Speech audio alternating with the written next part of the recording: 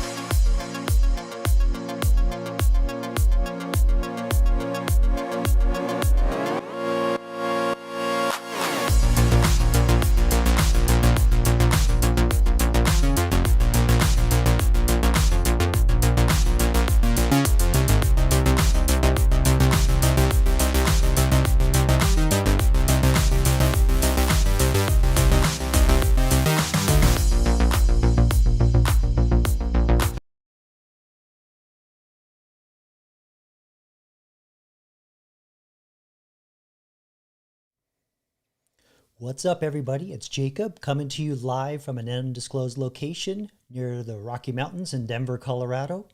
Thanks for coming out.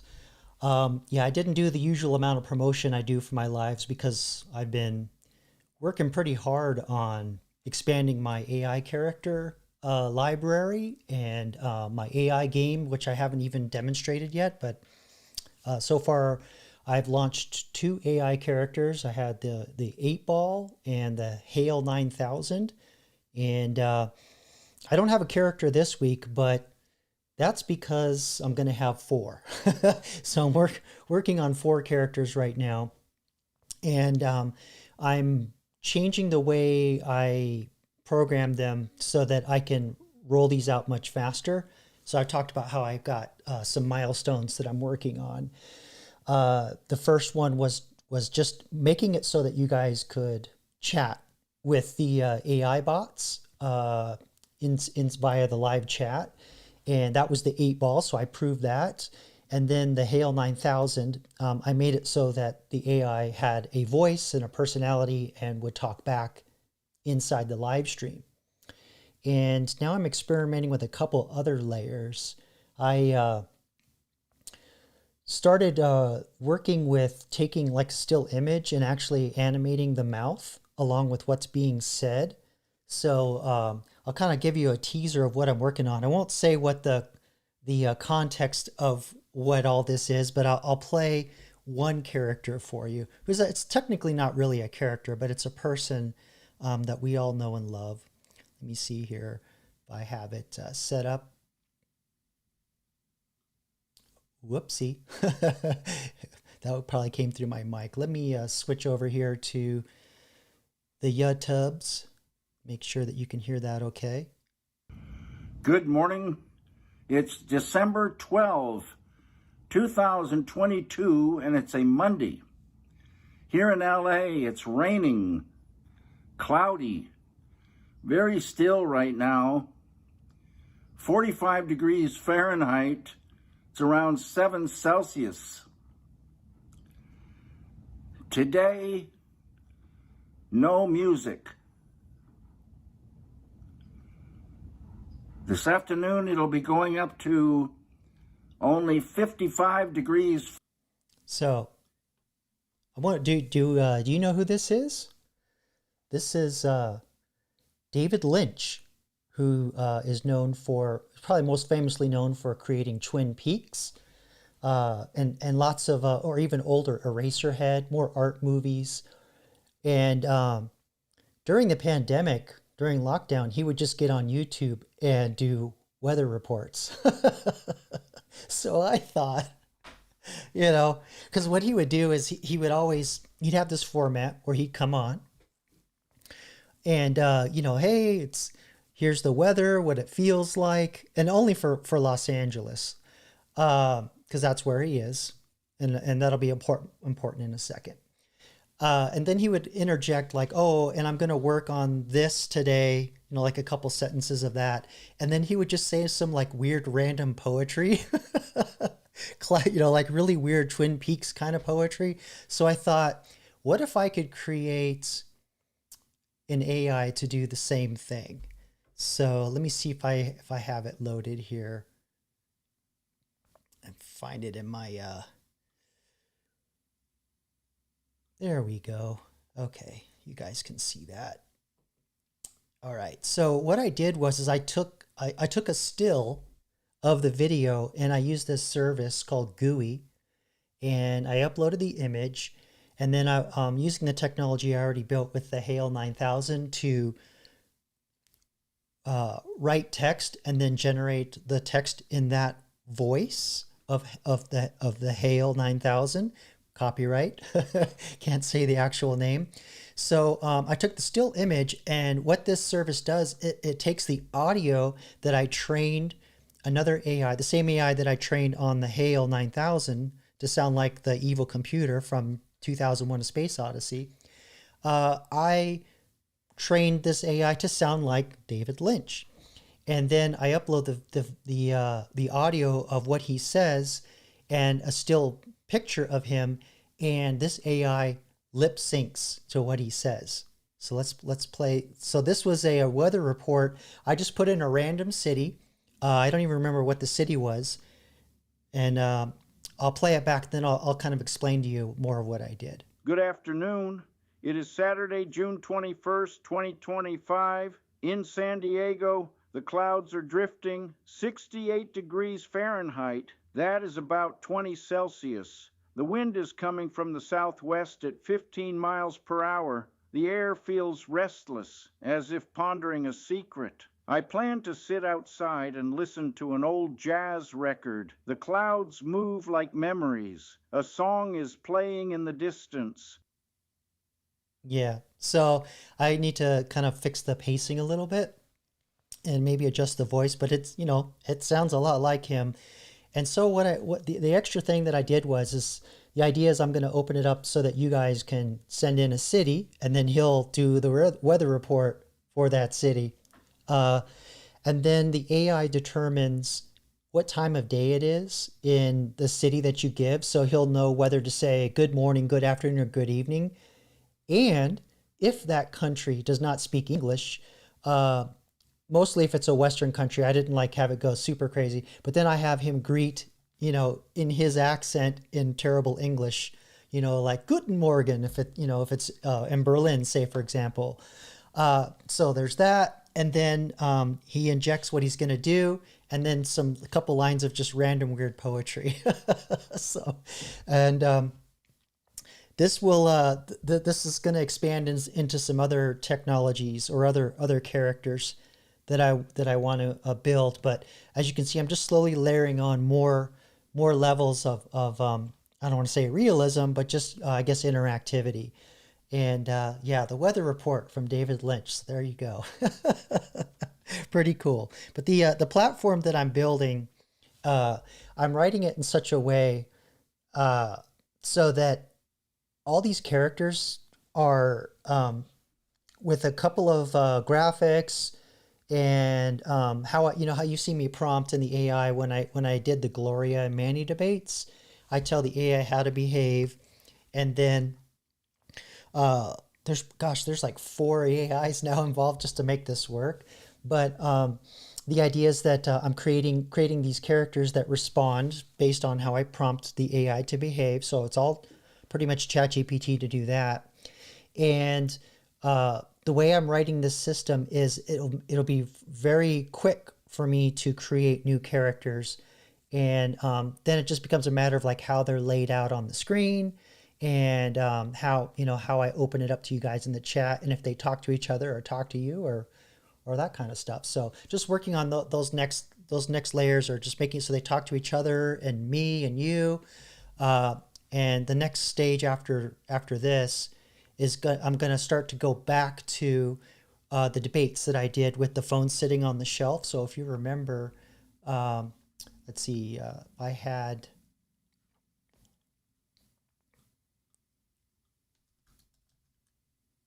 Oh, you can't see what I'm doing. There we go. So I had this one debate between Greta Thunberg and Thanos, and the idea is that I can roll out these AIs to sound more like them. So once I get the lip syncing working, uh, actually it's pretty expensive. I may not do it with all of them, but certainly the voice to make it sound more like Greta, make it sound more like Thanos from the TV show. But what I was doing in this video, Nature uh, is so you can see what I did was I laid the phones on the shelf, and they were both in voice assistant mode, and they would listen to each other and respond in real time. So I'll do something very similar, except the phones they'll be actually in the frame, so they're actually in the stream. So I can control the voice quality, uh, the layout, and the branding, so I can make it look way way way way better and way more entertaining. So yeah, so then the next level after I convert the phones in the room to be phones in OBS with their own voices and that match the personalities. Uh, Again, I'm going to open it up so that you guys can uh, ask them questions about what they're debating about as two characters at the same time, or you can target one or the other. So you can direct your ire if need be. So yeah, and then I'm going to start talking or showing you more of what I'm planning for the interactive games that I've been mentioning here and there. I haven't really shown anything because the technology is still very rough, but the idea is that I'll be able to push out game controls in a web browser. You would load the web browser, log into your YouTube account, so I know it's you. And then there'll be like a leader. I can have like a leaderboard in the stream and show what people are doing, so that all the fun stuff. Yeah, Ethan, you got it. You got it. That's the one thing I'm shooting for. Is I've got to get the AI to sound just like the original How Dare You. That's my goal. Because in addition to the lip syncing is yeah, that's true. You stole my childhood. By what is it? 2030. Her childhood. Although like the stuff she's doing now. Good gracious. So I don't know if I should train the AI to sound like when she was in the UN, or more like now when she's trying to raid Israel. But anyway, yeah. Then the next thing is training the text to voice to actually have different emotions.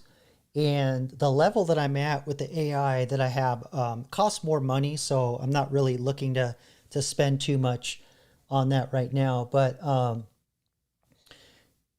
the way there's a trick to like how you write what they're saying will bring out the emotions. So I'm trying to figure that all out. And one character that's sort of like the intermediary, it's going to be hilarious. Well, I'm not going to say what it is, but it's hilarious. I've already done some testing, and let's just say he's nonverbal, maybe on the spectrum a little bit. Oh yeah, that's a great idea, Batty. Snake Plissken doing the news and weather would be cool. Yeah, because part of one of the experiments that I did was how well does AI understand humor. And I don't know if you remember, I did that experiment where let's see. I don't know if you can see what I'm doing here. Yeah, okay. I did this one, or wait, actually, it's in a live, or no, actually, it was. I did cut a snippet. Yeah, AI versus memes, where I uploaded and I asked the AI, is this funny? Is it satire, or is this just a fact? And it really did some amazing stuff. Like there was this one, let's see if I can find it, where I uploaded a car. Yeah, here it is. I uploaded an image of half a car, and the AI's like, "Oh, well, this is just absurd. That's satire." Forgot what it said. Let me see if I can find. Uh, yeah, this image is inherently absurd, and yeah, so it just got like physical slapstick. So I'm feeling confident enough to where I could throw images in to the AI and then send it to image recognition, which is another layer I'm working on, and have Snake Plissken, maybe try and tell a joke or build a news story around what he sees. So that would just be funny. Well, that was kind of my idea of having like weather and news, because the news or the weather was sort of like the first part of just having AI characters cover the news. So, yeah. Oh, sorry, Ethan. Neurodivergent. Yes, I know. I say retard. I say gay. I use the F word still. So, I get called out for that all the time by my younger siblings. So yeah, if you guys want to play around some more with the AI characters, um, we have the 8 ball is available. So I put a test in there. Let's see what test gets. Most likely, yes, most likely this is a test. But if you wanna ask it a question, the command is exclamation point number 8 ball, and it's also in the live chat. And then we also have our our Hail 9000, which you can ask a question. Bang H9, and I didn't fix the quote issue, so don't put quotes or emojis or anything in your question. But I did fix the code. I just didn't deploy it yet because I've been working on improving the live stream. And I don't know if you noticed, but I had on the intro screen, I had in the left-hand corner, I backwards world. What am I doing? So in the left-hand corner of the intro screen, I had like the track and the artist, and I actually wrote a plugin, or not a plugin, but the bot that controls my stream that lives on my network.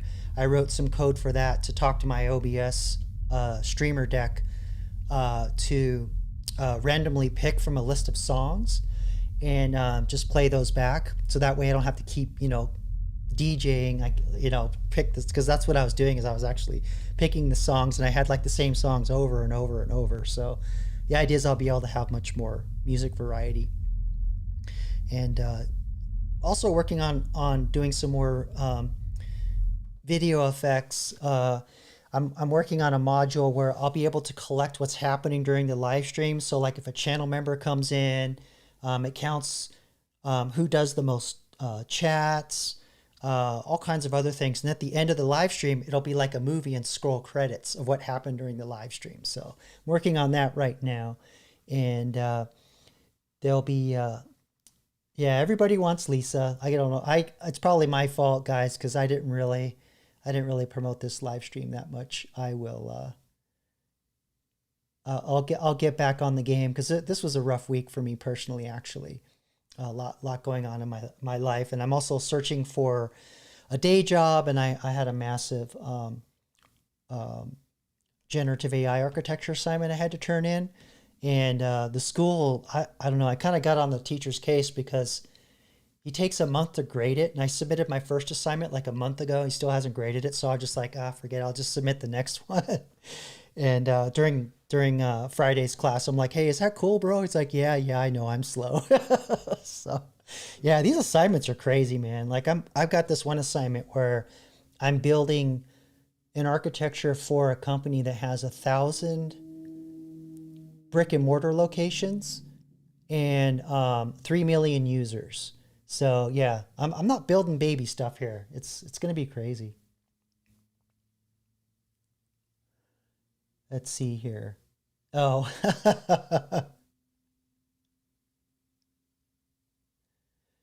yeah, yeah, I see your question there, Ethan. I'll go ahead and pull it in. I'm sure Raymond will appreciate your concern. Oh boy, let's see. What do we have here? I got to go over to the scene. I'm a little out of it. I've been coding all week. I've been conversing with the AI like crazy. The stuff I'm building is just absolutely insane what I'm able to do. Okay, so Ethan's asking the Oracle, will Raymond ever get laid again? All right, and the drum roll, please. Not now. Never has the Oracle been more apt. That's messed up. Oh, man. Oh, okay. Maybe this could be more of a HAL 9000 question, but let's see what the Oracle says. Are women worth it for men in 2025? Going red pill tonight.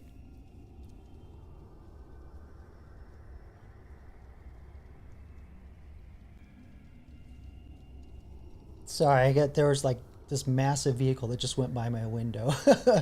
It says unclear. That pretty much sums it up too, Ethan.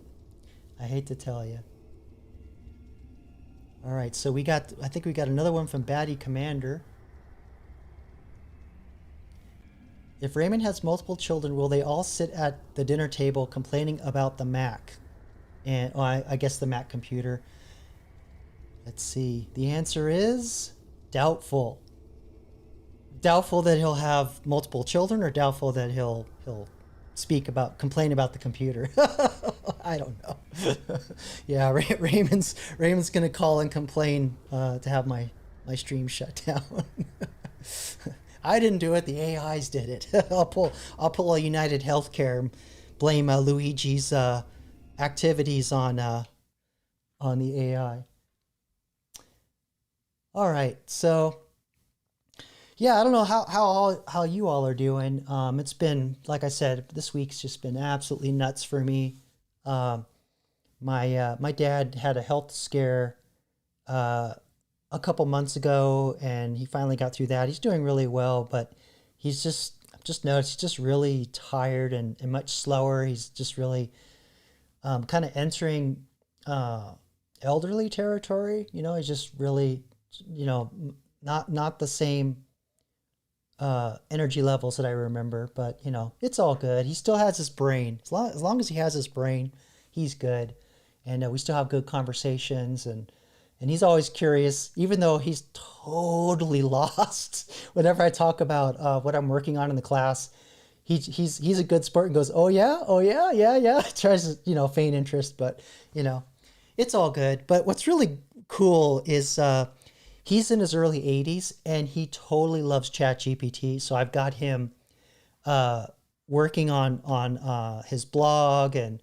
I think he's working on a book now, and all kinds of other stuff. So yeah, and he's always telling me how he talks to the AI. So I got him past the point of like using it like Google, where you ask for closed-ended answers.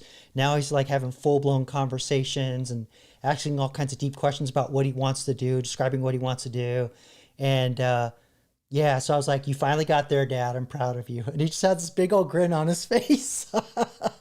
So yeah, if I can teach an 80 something year old, I think I can teach anybody, especially him. He's very stubborn and stuck in his ways sometimes. Oh, but anyway, it's all good.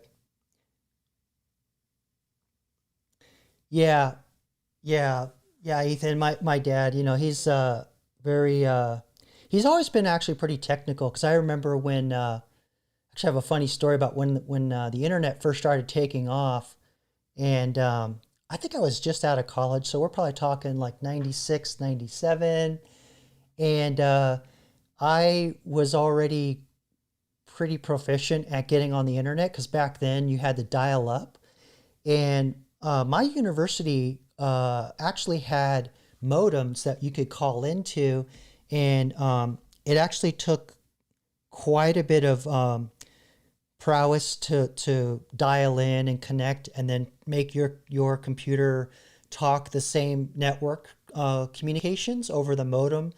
So it would go out through their network onto the internet, so you could access the web. That was no small feat. And AI, or I'm sorry, AOL just made that where like you just push a button, it does it all for you. Which I have another story real quick about AOL and the internet at the same time period.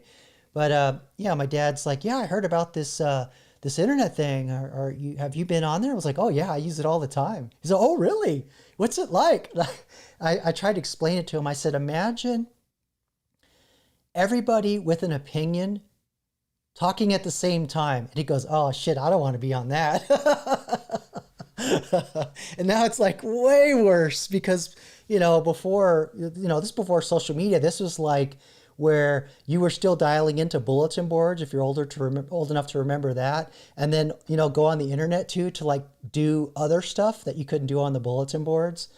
And then I remember there was this one guy, he figured out how to connect his bulletin board to the internet, so I dial into him, and I could at least like get on the news groups. You couldn't browse the web, but there was NNTP, it was called. So it's a lot. Think like Reddit, but without like the fancy interface. It was all text and very very very messy and confusing, and the way you navigate just was terrible. But it was still very nerd like. And this brings me to AOL. AOL built a graphic interface, right? You click, it's all mouse oriented. And one of the things they did was they connected their software to the NNTP message boards. And you could always tell when an AOL person asked a question on the NNTP XP boards, because I'll just say news boards, because it was always super freaking dumb. Because all the people that were on there that used the text interface were like professors, physicists, mathematicians, people that were like college, high up in their college education. And now the internet's like totally open to this, and it just absolutely flooded all these groups with all kinds of like really weird idiot questions. And so that just kind of gives you an idea of how fast the internet started to change. And the internet was so small at that point. AOL actually did not connect their computers to the internet. What they did is they copied all the websites that were really popular, mostly like news sites. You didn't really have video sites because you just couldn't play it back. It'd just be too big. Didn't have music on there. It was all pretty much like news, articles, things like that, or places to go and find software to download. Because like bulletin boards, you get like, I think they called it freeware, or what was it, where you'd like pay a little bit of money to like unlock stuff, kind of like what they do on the apps now. That's how Doom and Castle Wolfenstein got started. But go on a bulletin board and download those. But anyway, so AOL would copy like USA Today onto their servers, and the internet started growing so big, so fast that AOL couldn't copy all the web pages and all the sites that they wanted fast enough on their users. So the users started noticing when they would visit the website, the news would be like 2 weeks out of date. So they had to figure out how to connect their software or their systems to the actual like real web. And that, then that sort of opened the floodgates to everything else. Because before, the web was one way. You didn't really have like the interaction like you have today. You would just go and read an article.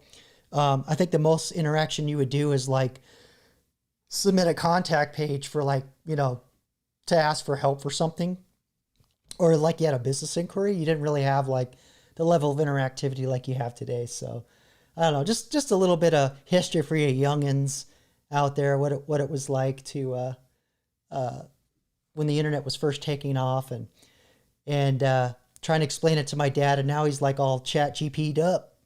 Let's see, what's Ethan saying about his pops. My dad would have problems with turning the channel on the TV.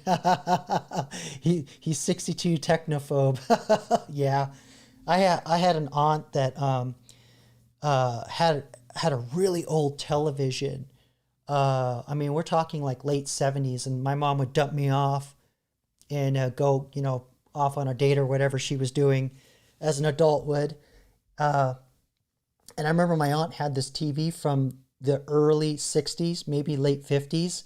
And the remote control was, it had buttons, and it had springs in it. So it would go ting, ting, and make noises instead of like infrared like we have today. And so you could literally take your keys and go jingle, and the channel would just go, just change all kinds of random channels. So I would do that and piss off my aunt. She gets so mad. Get up and turn the damn channel by hand. God damn it. Oh yeah, that was an old ass television. I think it was color. So yeah, it had to have been probably like mid 60s. Maybe it wasn't as old as I thought, but still had that shitty remote.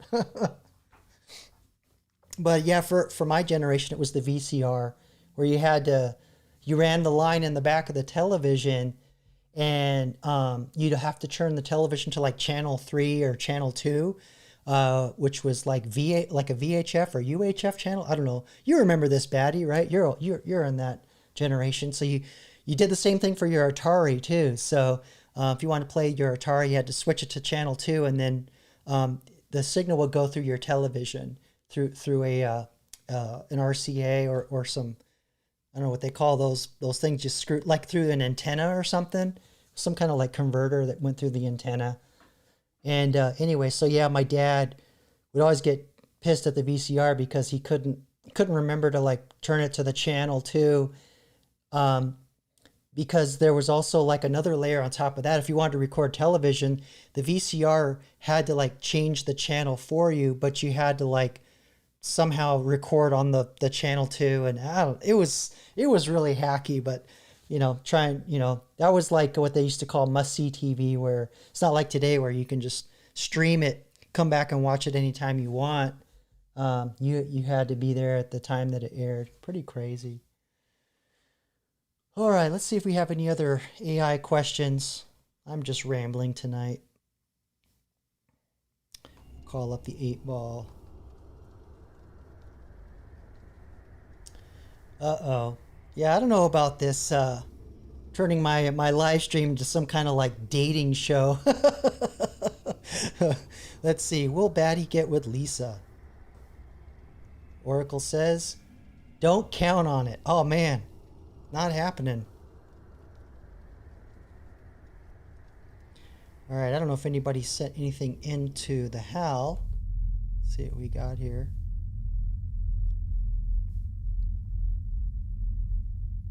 Oh, I sent in a test message here. Let's transmit that to HAL and see what we get. I'll pull up my dashboard here so I can see when HAL responds.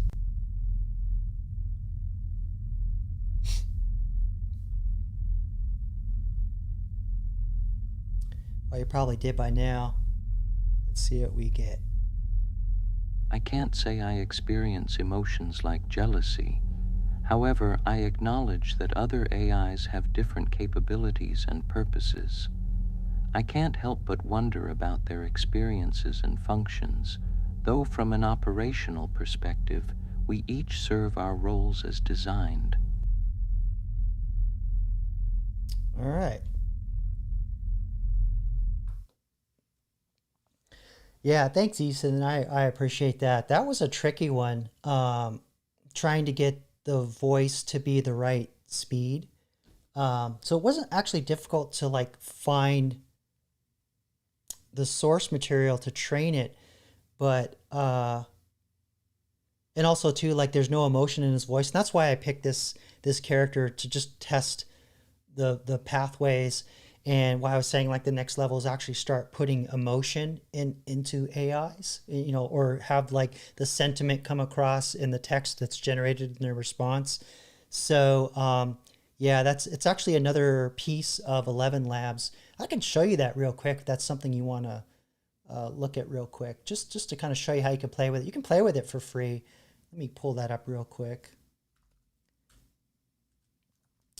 Don't want to expose my login here. Just give me a second. Okay. Awesome. Yeah, it is. It's one of my favorite. This is going to be my favorite character for a long time. I absolutely love it. Okay. I got to get my big Stream Deck plugged in. This little 8-button one is killing me. It's got like a little slider so I can go between screens, but it's still a chore just to get over to this damn thing.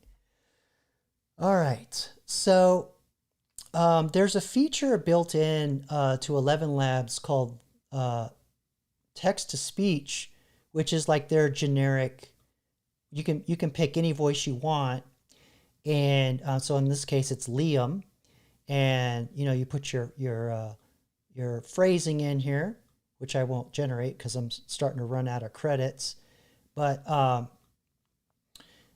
this one's Liam. But if you and there's like tons of voices that people train, but if you want your own voice based on somebody, and there are copyright concerns, so you have to be careful. I'm definitely pushing something here, but there's this. I don't know if you can see it on the screen.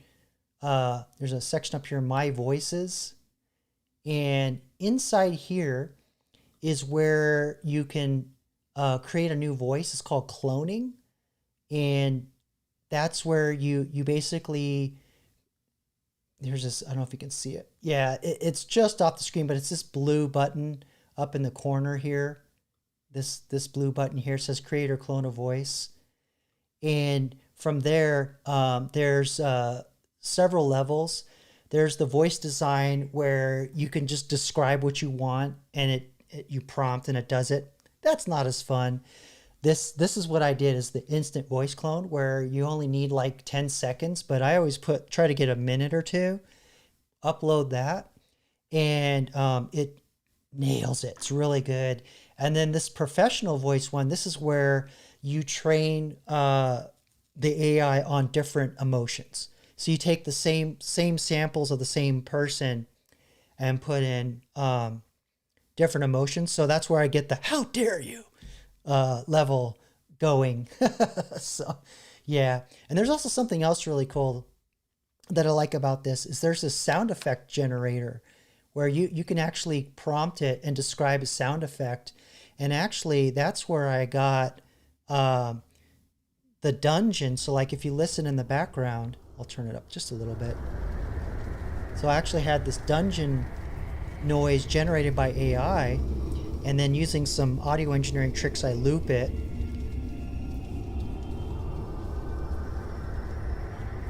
Right, pretty cool. And then for the HAL 9000, I can't say I experience emotions like which I jealousy. still haven't fixed that However, bug. I acknowledge that other Sorry, but I wanted it to sound like we're on the Discovery, so I said, make some like ship's engines that I can loop. And boy, I tell you, when you put on some like mixing headphones, that thing slaps. It's awesome. But yeah, that's all. That was all generated with AI using 11 Labs. Hey, Lisa, welcome tonight. Everybody's been asking the Oracle where you are. But anyway, yeah, cool. Glad to have you. Just going over some things that I'm working on. Let's see here. And then another thing too, just real quick with the 11 Labs that I like is that if you wanted to change your voice, you can do that too. So like you could just record, like if you're like a freedom fighter, does a faceless videos on his channel, or like Batty Commander, he's got characters which don't really talk a lot, but if he wanted to like have one of his characters talk, he could just record what he wants the character to say and then upload that. And theoretically, you could take the HAL 9000 clone that I made, or the David Lynch weather report guy, or any of the other voices they have on here, and make your dialogue sound like whatever you want. Like there's one in here that's got, like I saw there's like a demon and like cartoon characters and monsters and stuff like that. So yeah, it would be a lot of fun. Yeah, Ethan. This is kind of something that was kind of a gimmick that I was thinking I would do. I could talk into the mic, capture what I'm doing, and then kind of like play it up with is it AI or is it Jacob kind of thing. But yeah, I have like I said, I got about 50 characters planned, and it's gonna be a lot of fun.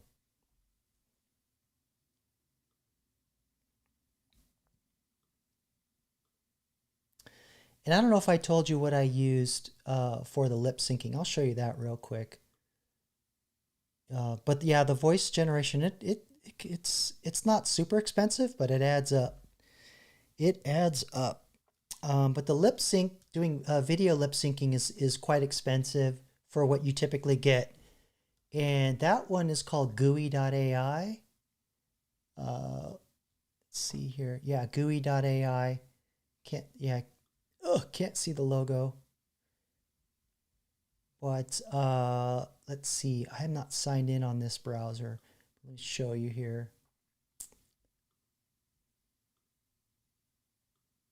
Let's see if it has like an example.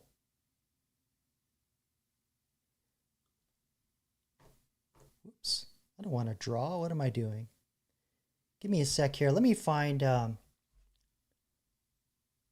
just log in. Here we go. It knows me.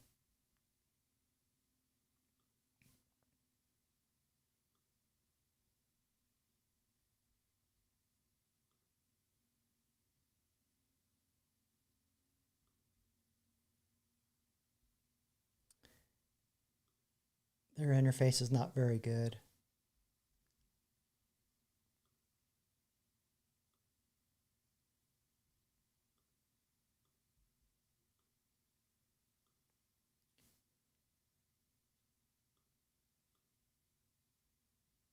I can't find an example. Let me just get on YouTube here.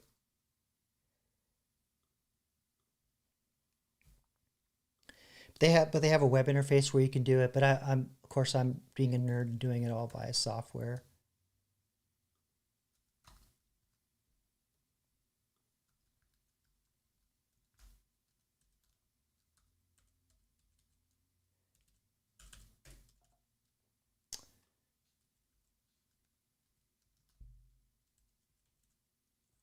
Here we go.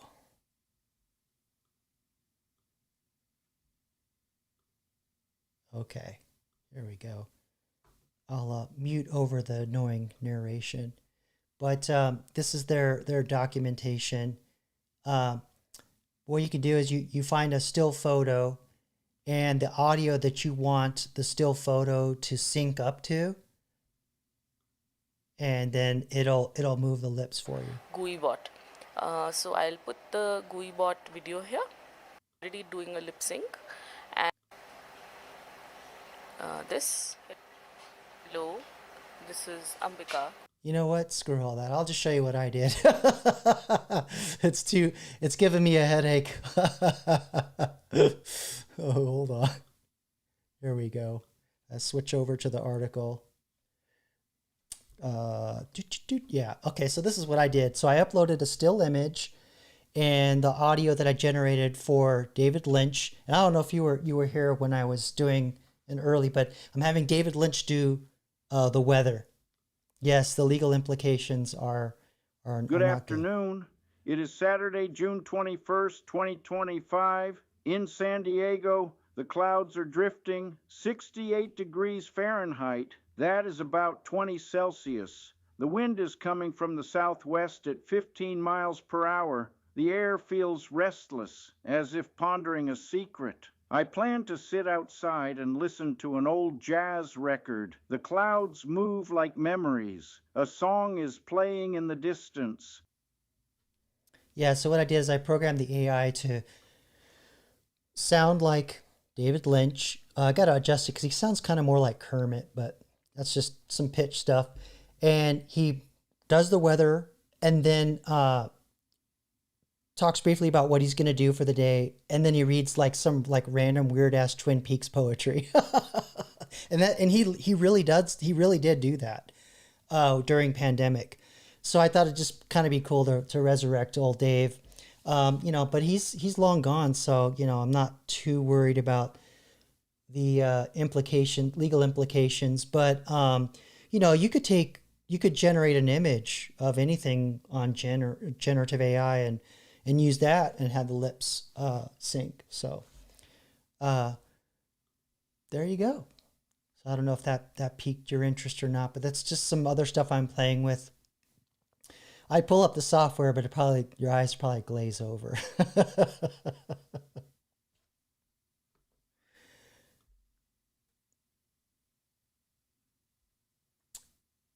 Yeah, baddie. Whoops. I would imagine in near future, when stations don't want to pay, we can program our TVs or whatnot to see anyone we want, read the news. Yeah, kind of two layers to this. I know Justine Bateman, I don't know if you remember her, but she was the older sister in Family Ties. And she doesn't act anymore, but she's like a huge advocate for independent film. And she has this festival where she only allows filmmakers that do it the old way. No AI whatsoever. And it's not that she hates AI. She's just trying to preserve filmmaking.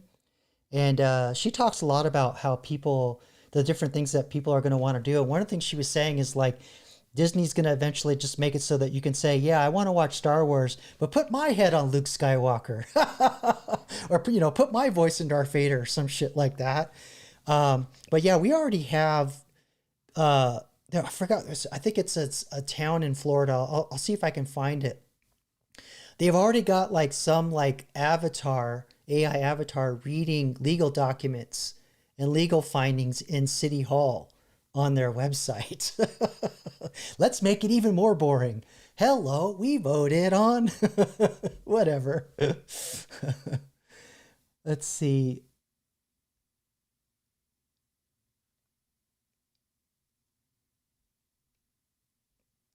Oh yeah, the stuff going on with the conflict. It's concerning.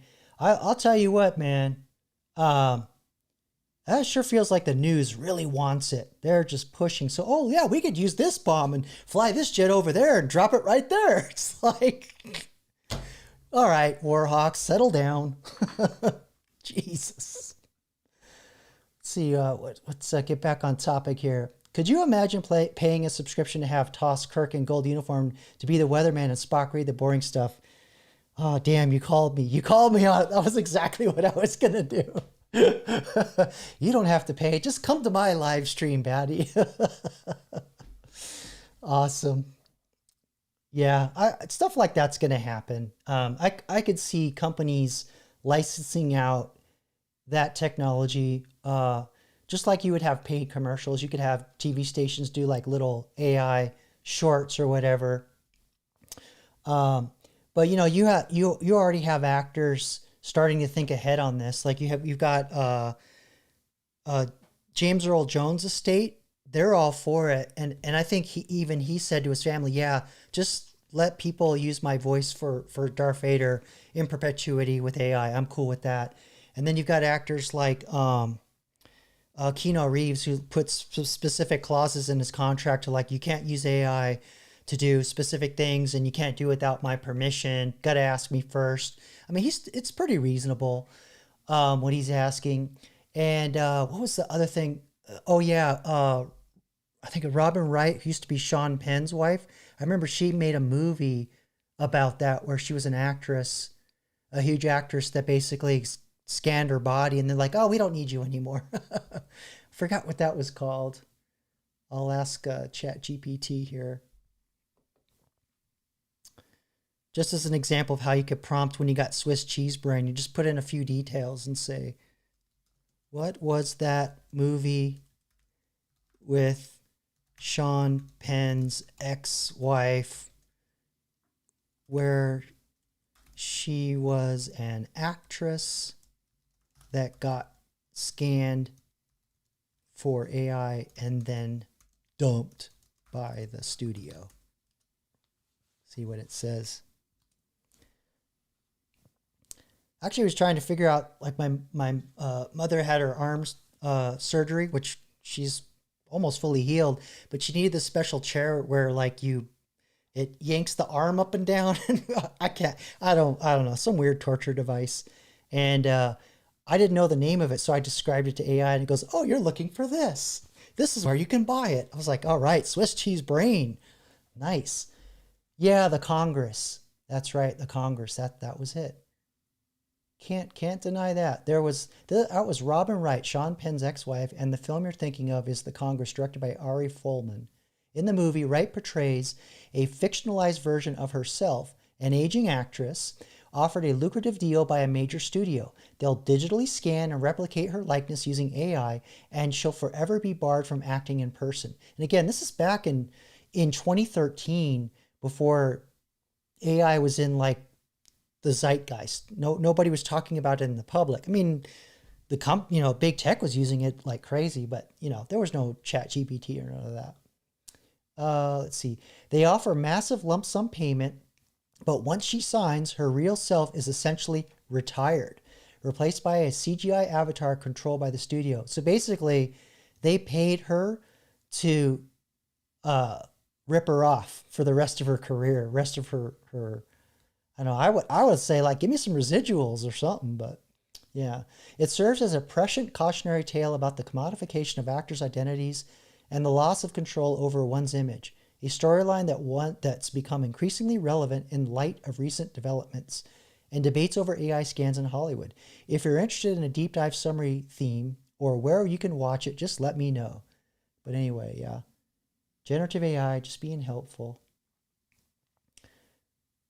See what y'all are talking about in the chat.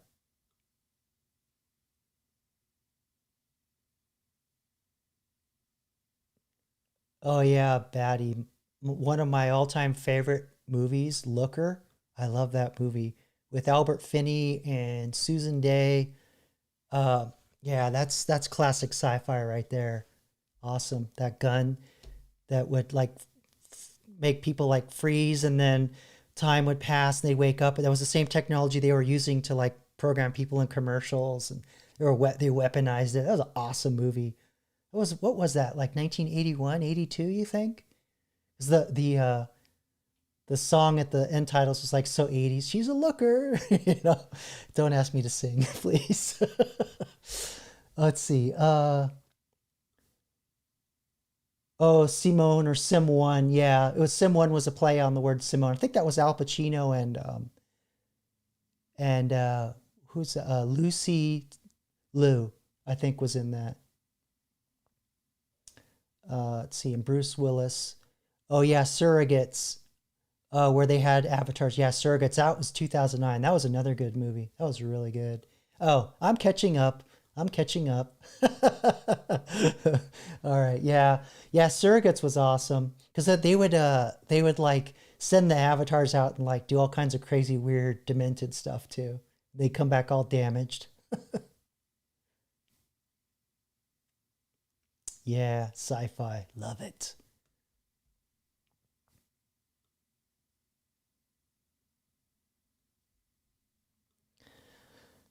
Let me actually I'm gonna dig a little more because I don't want to misrepresent what Keanu Reeves is doing, but let's see. I'll say, what is Keanu Reeves' take on AI being used on his likeness? Because I know he had some interesting ways that he put it.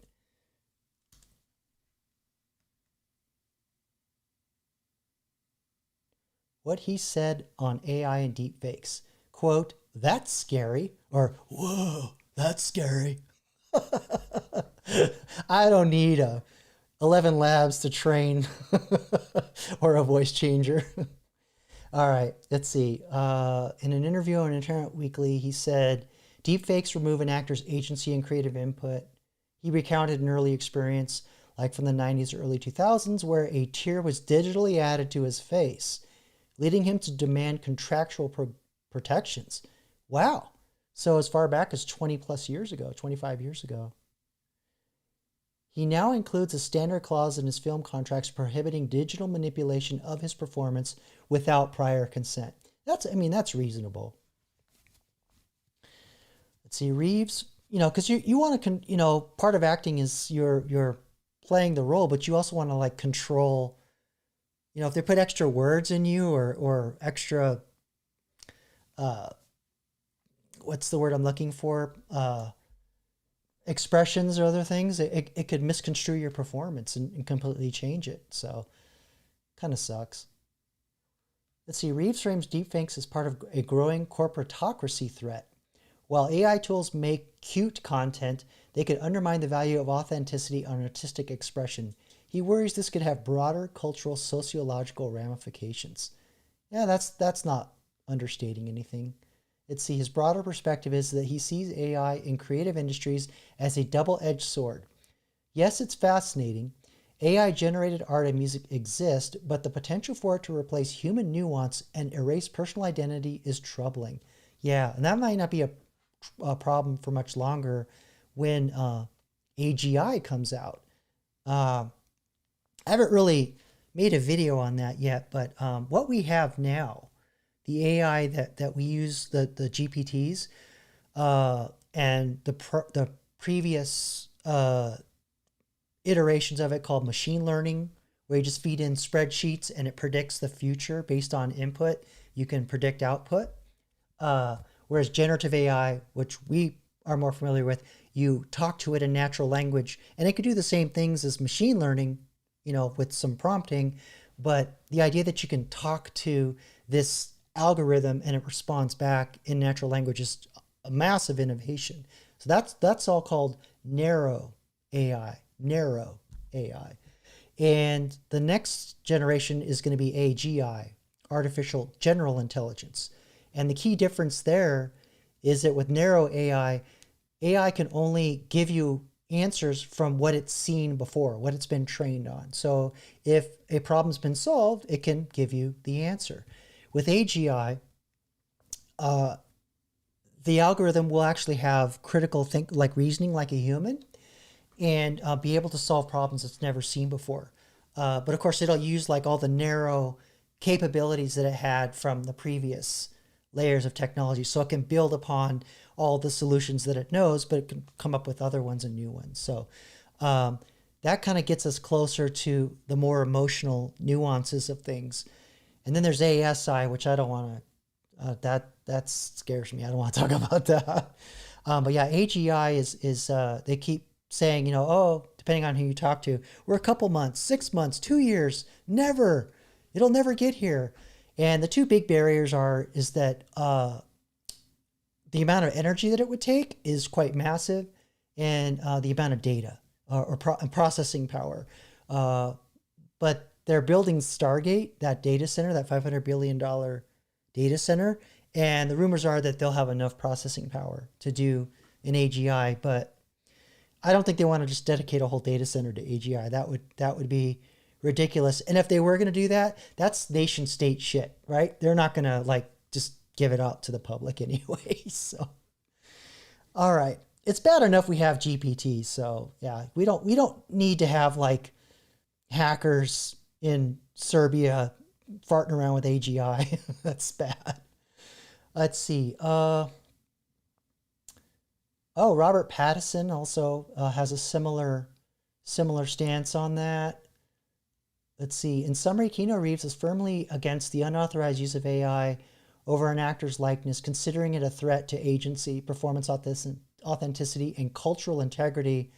Yeah, that's another thing with cultural integrity. Like if we are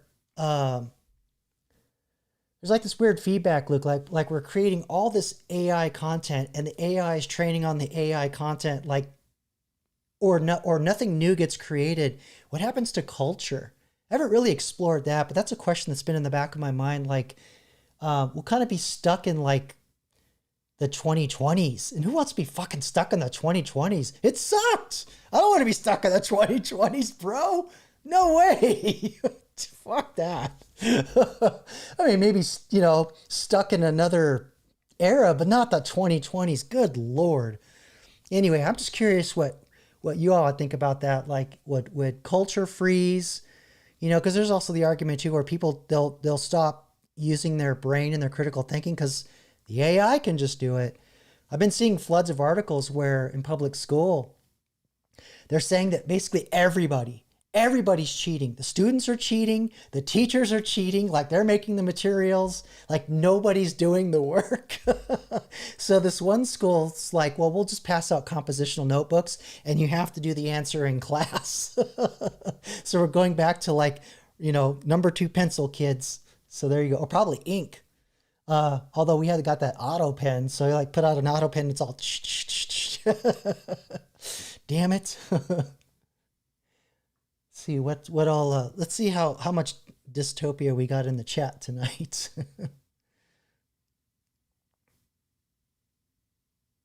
Yeah, Batty, get in the pods and eat the bugs. So when do we report to our local disintegration pods? They don't need us anymore. Yeah, even with AGI coming out, it's a concern, but I still think we'll need humans in the loop. But you're going to see a stronger push where there's going to be that separation. And this is a mind screw. Like I still can't get my head around this. Like how the Industrial Revolution removed human strength from economic output, and AI is going to remove human intelligence from economic output. Like working, wasting your time working and doing stuff for a paycheck. I don't think that's going to be as big of a thing anymore, especially when AGI comes out. Because you're going to have an AI that's going to be able to have all knowledge of all time, leverage all the narrow stuff, but also solve problems that have never been solved before. That's that's freaky scary. And that's going to change society. If narrow AI doesn't do it, AGI is going to do it for sure. With the separating human agency from work and productivity and output for a paycheck. That's all I'm saying. Yeah. So we'll all just be walking around with ping pong balls on our jumpsuits so we scan ourselves. You'd just be able to walk around in public and all the CCTVs on the street are like scanning you, making your avatar better.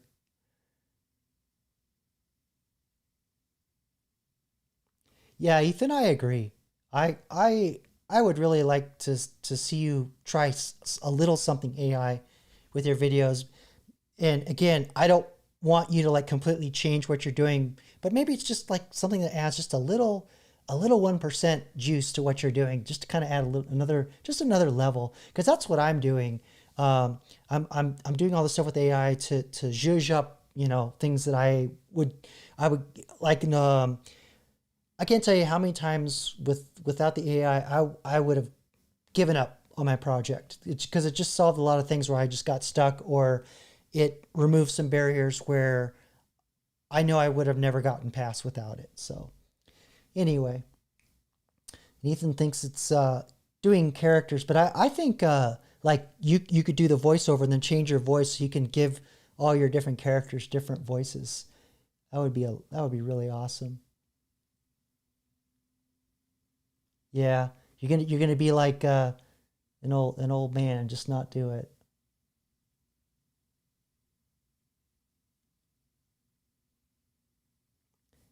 Yeah. So answering my question, what happens to culture? A couple generations, we'll all be fat in floating chairs like Wall-E. Yeah, yeah. I think culture will just stop. I don't know. We'll kind of be in like in this postmodern hell.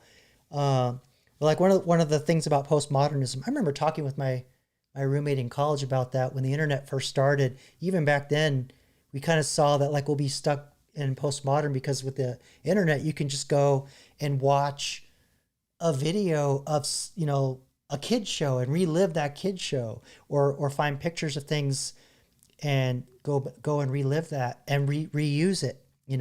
Whereas before that, before the internet, like must see TV, you had to go see it. You couldn't record it. So if you missed it, you missed it. Unless they re-aired it. So that's not even a thing anymore. You could watch the same 3 seconds of a video over and over and over in a loop if you wanted. Just go full Renfield. Let's see, what's Ethan saying here? You remember the actor that played Marty McFly's dad in Back to the Future? Yeah, he's a weird one.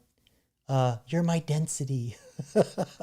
He didn't agree to the second movie, and they used special effects to opt to out him in.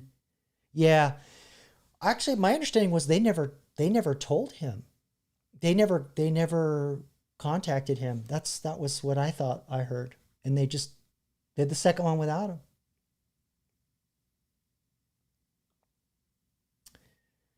AI and Terminators, the rich overlords will thin us out. Yeah, that's another thing that they talk a lot about.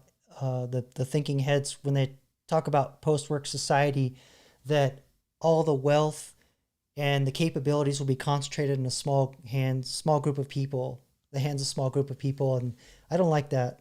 Um, and to me, that almost seems like that's why they just release GPTs out to the public, because like, okay, well, here you can have this. I don't think they're going to give us access to AGI. I really don't. Like I said, that'll be state levels, because the amount of resources it'll be decades before Junior with a smartphone will be able to access AGI. That's my idea of it.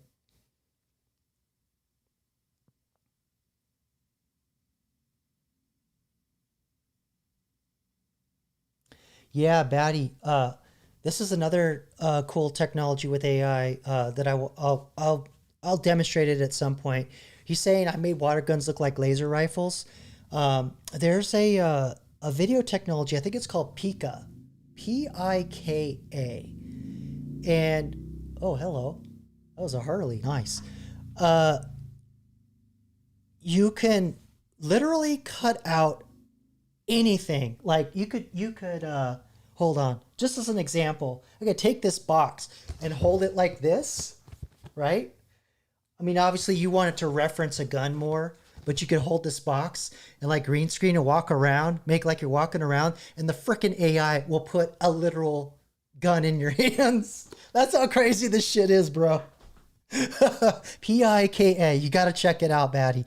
I'm gonna convert you. It's awesome. I saw this one guy where he wanted to make like a Planet of the Apes where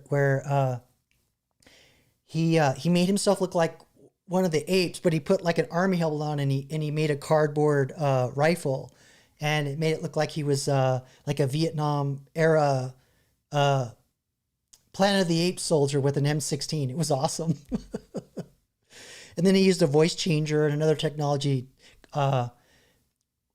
Because I think Pika has lip syncing, so all I had to do is get the audio in, but it's not real time, not real time. But it is incredible technology.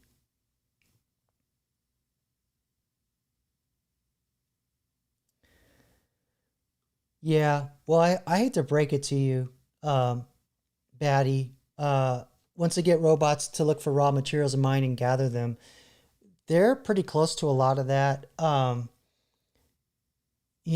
That's another arm of AI that they call physical AI. I talked about it in this week's video, uh, where they're taking these narrow AIs and they're putting them inside the robots. And if they get an AGI brain inside of a robot, jeez, I mean that's game over. Yeah, I understand, Patty. Um, AI does cost money, but a lot of these will have like, excuse me, free levels, and you can play around with it, learn it, and then decide if it's worth it. And even then, like, it's probably going to be anywhere between $5 to $20, which I don't like spending that being unemployed right now, but I'm just having too much damn fun. That hell voice is so silky smooth, puts me to sleep like a baby. Go to sleep, Jacob.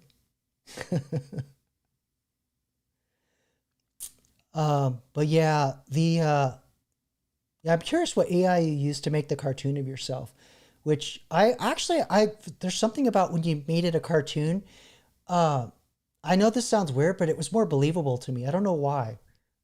Not that I don't like what you're doing with the real action videos, but when you cartooned it I don't know. It just maybe it's because I'm just like an old school metal hurlant, heavy metal fan. So I like those like complicated animations.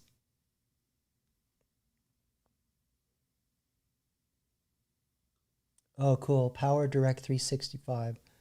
I'll check that out because I know there's AIs that do comics as well and other things. Um, there's also I've been hearing rumors, although I don't like to use them because they're usually out of China when it's a rumor. But yeah, I won't pull it up. But you remember Google launched VO3, which was like the darling for about 2 weeks, and then now Midjourney's got something that supposedly kicks its ass, and there's a Chinese AI that you can run, and it has no guardrails.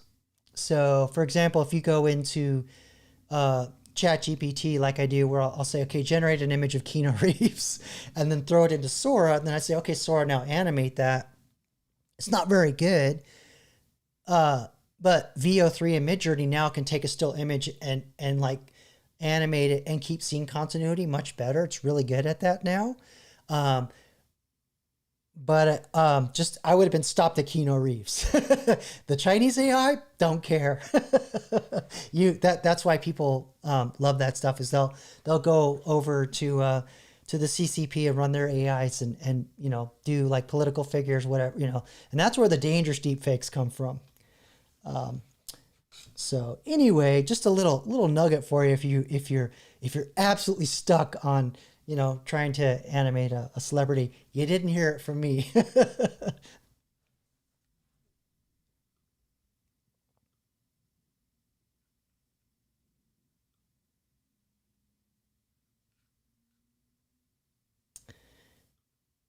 I want to show you this, something that, just to show you like the craziness with VO3.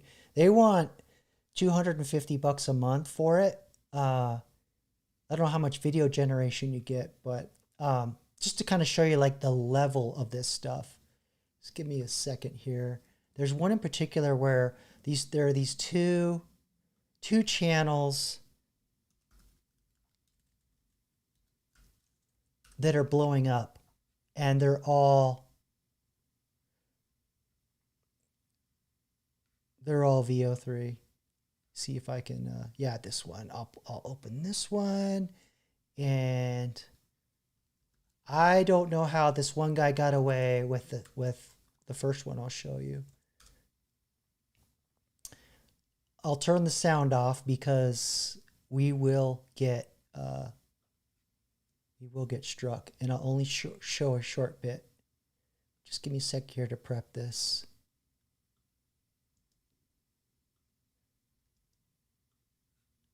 Okay, so, all right, can you see? Yes, you can. So there's this one channel that's called the Bigfoot Vlog, and this sumbitch, he's talking, and the lips are perfect. I'll just play just a little bit. Make pizza today. Right? Isn't that insane? And then this other guy is doing stormtrooper vlogs. To Endor. Forest mission, easy terrain, little... Although it kind of is glitching because you can see the eyes.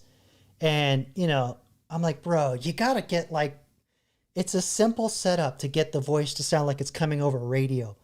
You know, use the 11 Labs voice changer for Pete's sake. But anyway, that's just me being nitpicky. It'd probably be too close, actually. It's probably why he didn't do it. But, yeah, I mean, it's so good. It's so good. And... yeah, Hollywood's done. Hollywood is done.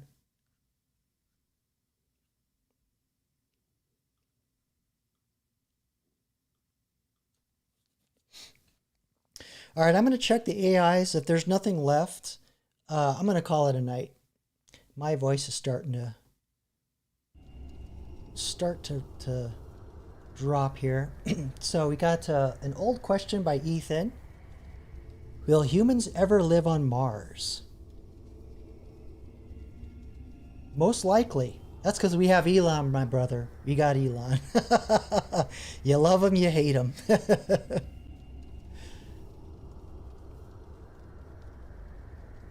All right, so that's it for the 8-ball.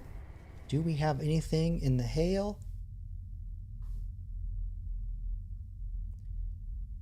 Why isn't the Earth flat? Ooh, that's going to be a good one. So I'll transmit that to Hal. We'll see what he says. I'll just make sure that it generates.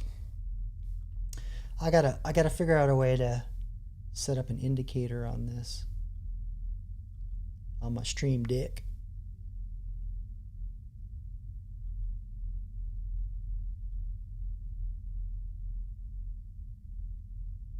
It looks like iCloud is syncing. So here we go. Answer is? I've considered the notion of a flat Earth, yet the accumulation of evidence surrounding a spherical Earth is compelling.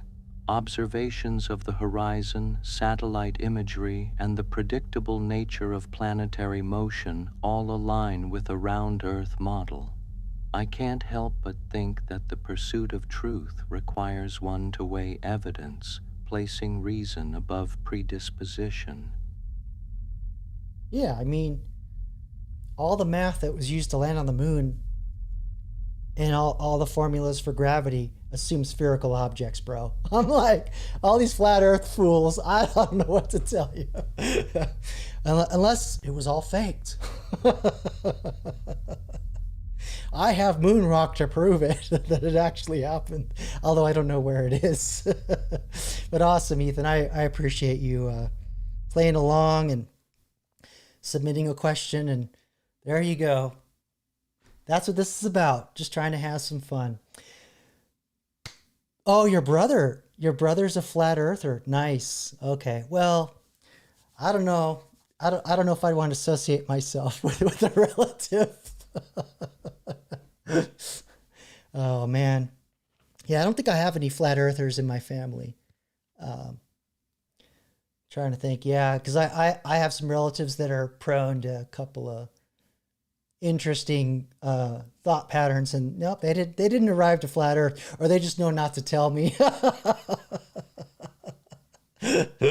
But anyway, I'm gonna call it a night, everybody. I am I'm burned out. It's been a long week. We got one last comment I'll read, and then I'm gonna zip on out of here. Let's see. Batty Commander says, I got evidence. The curve is 8-inch per square inch mile drop. How can the Navy shoot lasers 300 miles over 1,000 feet of drop if a laser is straight? Yep, there you go. There you go. Hey Rexus, thanks for checking in. Good to see you. But yeah, the you know, on top of gravity too, you know, that the whole thing where they try and explain how gravity works by the flat Earth moving in a direction in an open void. What the fuck, dude? Jesus, I'm sorry. I just Carpenicus, man, that poor guy. Jeez. All right, everybody. Thanks for coming in and checking me out tonight. It's been a blast. Again, next week, I'm going to have 4 AIs ready to roll. And I'm not going to tell you what it is, but get ready. You're going to have some interesting questions. It's going to be challenging. So until the next one, thanks for coming out. Peace.